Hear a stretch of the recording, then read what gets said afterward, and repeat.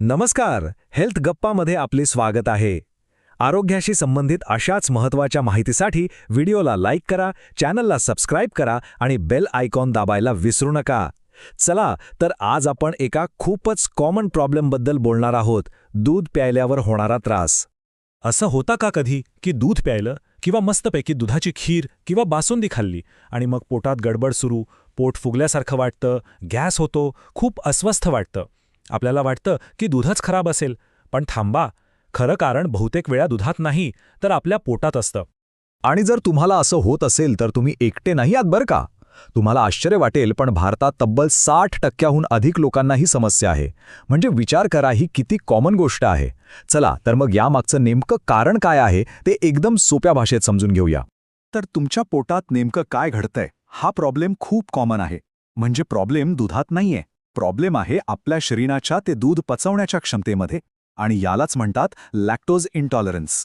आता यामागचं सायन्स काय आहे, हे असं का होतं, हे समजून घेण्यासाठी आपल्याला 2 गोष्टी माहीत पाहिजेत.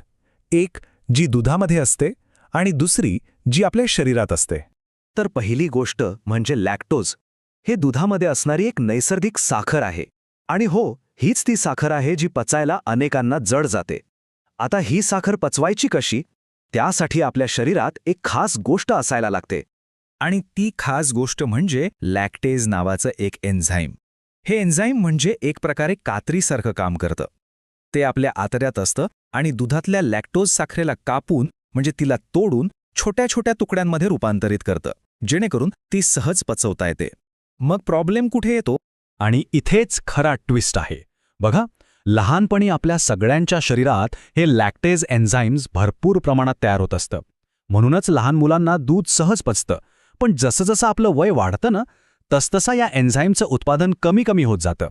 आणि मग काय, शरीरात कात्री कमी पडते, दुधातली साखर तशीच पोटात राहते आणि मग सुरू होतो तो सगळा त्रास. पोट फुगणं, गॅस होणं, अस्वस्थ ओके, तर आता सायन्स तर कळलं, पण याबद्दल समाजात ना काही पक्के गैरसमज आहेत.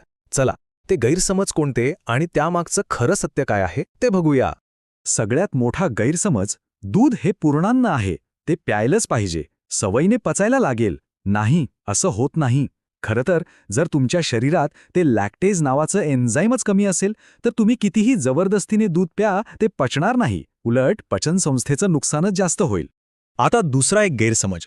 अनेकांना वाटतं की दूध पचत नाही, म्हणजे आता दही, ताक, पनीर सगळं बंद.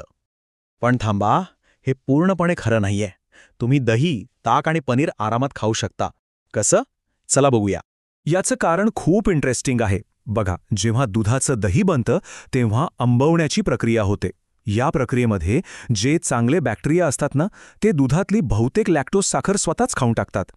त्यामुळे दही, ताक किंवा अगदी पनीरमध्ये लॅक्टोजचं प्रमाण खूपच कमी उरतं आणि म्हणूनच हे पदार्थ आपल्याला पचायला खूप सोपे जातात. ठीक आहे, मग आता प्रश्न असा येतो की दुधाला पर्याय काय आणि कॅल्शियमचं काय? त्याची गरज कशी भागवायची?